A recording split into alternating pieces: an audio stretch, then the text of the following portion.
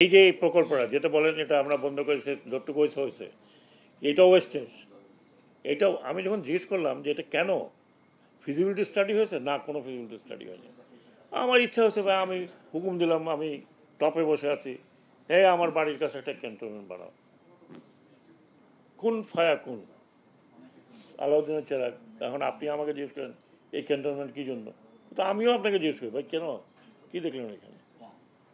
প্রশ্ন হচ্ছে যে আমি যদি এখানে বসে আজকে বলি যে ভাই ওইখানে গিয়ে একটা বিল্ডিং বানায় দাও, নৌ মন্ত্রণালয়ের ঝান্ডা গাড়ায় দাও,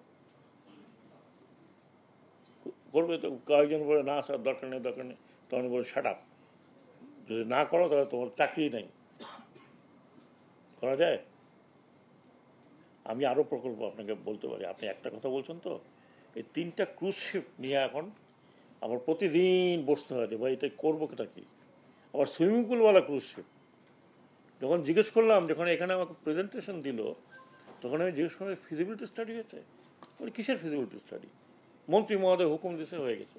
আবার যখন বললাম যে মন্ত্রী মহোদয় কি হুকুম দিয়েছে, বলে টপের থেকে উপর থেকে বলছে যে 100 কোটি টাকার জিনিস 300 কোটি টাকায় বানাও, 400 কোটি টাকায় বানাও। এগুলো এখন বললে উপর দিকে থুতু মারলে তো আমার গায়ে পড়বে, বিকজ আই টেকেন চার্জ। এই যে আপনার সিমুলেটর, 4টা মেরিন একাডেমির জন্য 4টা সিমুলেটর। এই সিমুলেটরটা কেন কেনে না জানেন? দে রিফিউজ টু বাই। এই কমান্ডান্টরা বলছে 200 কোটি টাকার সাথে অ্যাড করো। কথা বুঝতে পারছেন? নাহলে আমি কীভাবে সেভ করলাম 100 কত কোটি টাকা, 133 কোটি টাকা কীভাবে সেভ হলো? হাউ? ভাই আপনি কোন দুনিয়াতে আছেন? কবে আসছেন বাংলাদেশে? বাংলাদেশে কবে আসছেন? এরকম প্রশ্ন করতেন গুম হয়ে যেতেন। হ্যাঁ, 15 বছর দেখেন নাই? আজকে যে আপনারা আমাকে বা আমাদের সবাইকে ধরে তুলাধনা করতেছেন, আগে বলছেন ডিজিটাল আইনে হয়ে গেল মামলা, তারপরে একদিন রাত্রেবেলা দেখলাম যে আপনার মা বাপ চিৎকার করতেছে আমার ছেলেকে খুঁজে পাচ্ছি না, পুলিশ এগিয়ে গেল, পুলিশ বললো আমরা জানি না, দুজন সাদা পোশাকে উঠে নিয়ে গেছে, কোথায় গেছে কোনো খবর নেই। তারপরে একদিন খুব ধাক্কাধাক্কি, সবাই মিলে চিল্লাচিল্লি করলো আমাদের জার্নালিস্ট খুঁজে পাচ্ছে না, স্ট্রাইক করবো, এটা করবো ওইটা করবো। তারপরে 1 মাস 1.5 মাস পরে আপনাকে পাওয়া গেল চোখ বান্ধা অবস্থায়, হাত বান্ধা অবস্থায় রাস্তার পাশে। এদের বিরুদ্ধে শোনেন, না না, সরকারে যারা শোনেন এরা হচ্ছে আজ্ঞাবাহক। এখন আমি নাম বলবো, 10 বছর একজন মন্ত্রী ছিলেন, সে বলছে ছাগল গরু দেখলেই তো দেওয়া যায়। তখন আপনারা কথা বলছিলেন, কয়েকজন বলছেন কয়েকজন, সবাই না। আমি তো আপনাদের সাথে ছিলাম না।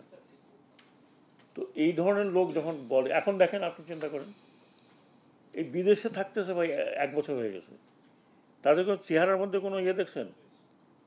খাওয়া দাওয়া করতেছে, ফুর্তিতে আসে, একবার বেলজিয়ামে থাকে, তারপর লন্ডনে আসে, লন্ডন থেকে নিউ ইয়র্কে যায়। ওই টাকা পাইছে কোথায়? এই দেশে কতজন জমিদারের পোলা পলিটিক্সে আছে আমাকে হাতে গুনে দেখান তো। আমি যখন যেই টাকা বেতন চাকরি শুরু করছি, তখন বেশিরভাগ লোক বিডিও পাইতো না টানতে। এগুলো তো আমরা আমাদের চোখে দেখা ভাই। আপনাদের সাথে তো বয়স আমার একটু বেশি, দেখেছি অনেক কিছু, আল্লাহ দেখাচ্ছে। কেন দেখাচ্ছে আই ডোন্ট নো, হয়তো একটা বই লিখবো, এইটুকুই ডিসক্রিমিনেশন। বাট অনেক অপচয় হয়েছে, শুধু এই মন্ত্রণালয় না, প্রায় সব জায়গায়। আপনি দেখছেন তো ওই দিন ওই প্ল্যানিং মিনিস্ট্রিতে বললো যে অনর্থক এই কতগুলো প্রকল্প, বিশাল বিশাল প্রকল্প তৈরি হচ্ছে ফর নাথিং, নোবডি নোজ কেন। এখন যখন এগুলো নিয়ে ইনভেস্টিগেশন হওয়া উচিত, how this wastage of the government money. আপনি জানেন না, আমরা অনেক কথা বলতে, এখন তো বলতে আপনাদের সময় নেই, আমারও সময় নেই। 2টো জাহাজ বানিয়েছে, বলে কি প্যাসেঞ্জার ক্যারিং। আমি এনাদেরকে পাঠাইলাম, ওই যে আমার অবস্থাতে পাঠালাম যে আপনারা বরিশাল যান তো একটা প্রাইভেট লঞ্চে। ওনারা ফিরে এসে বলে স্যার ওইগুলির তুলনাতে এটা কিছুই না, লোহালক্কর। আমি বলছি এইটা যে বানিয়েছে এটা কোন প্যাসেঞ্জার চড়বে এটার মধ্যে? এমনি প্যাসেঞ্জার নাই। প্রাইভেট যে লঞ্চগুলো চলে, আপনারা অনেকে চড়েছেন, সেগুলো ফেলে আমার লোহালক্করের মধ্যে বিল খনন করার একটা প্রকল্প বানিয়েছে। এখন আমি যখন এটা দেখলাম, দেখার পর বললাম যে এখানে বিল খননে কি আছে? এ তো কোনো নো রুট না যে এখানে খনন করতে হবে। দেখলাম যে প্রকল্প টোটাল দেখছেন তো কত টাকার। তো আমি একটু আশ্চর্য হলাম যে এত টাকা দিয়ে কী খনন করতেছে। তখন একটা কমিটি তৈরি করলাম, এবং আন্তঃমন্ত্রণালয় কমিটি, নট অনলি এই মন্ত্রণালয়। বললাম যাও ভাই, যাই দাও করতেছে কি। ওখানে যা দেখে কোনো চ্যানেল ট্যানেল নাই, কারো একজনের বাড়ি মহা বড় একজনের বাড়ি যেখানে ক্যান্টনমেন্ট বানাতে পারছে। তো এই 300-400 কোটি টাকা খরচ করতে করা, মানে এটা হরিণ লুট, এক ধরনের লুট যদি আমি বলি। পরে দেখলাম যে যতটুকু হয়েছে তার তো টাকা তাকে দিতে হবে, এবং সেখানে বিলের মধ্যে এমনি ড্রাফট থাকে 4 থেকে 5 মিটার। তার মধ্যে কিসের খনন? আর খনন যতটুকু করেছে এটা মাটি ফালানো নিয়ে এসে গণ্ডগোল, মাটি গিয়ে আবার আরেক বিলের আরেক কোনায় ফেলে। তো এইসব দেখে আমাকে যে কমিটি বানিয়েছিলাম সেই কমিটি রেকমেন্ডেশন করলো এটা ইউজলেস, এটা বন্ধ করে দেওয়া হোক। সেই সুবাদে এটাকে বন্ধ করা হয়েছে। কিন্তু বন্ধ মানে ওই যে 77 কোটি টাকার কাজ অলরেডি শেষ হয়েছে, টাইম এক্সটেনশন দেওয়া হচ্ছে না, ওই 77 কোটি টাকা আমাকে পে করতে হবে। এটা পুরা নদীতে বসে আপনি যে পানিতে পয়সা ফেলেন ঠিক এরকম।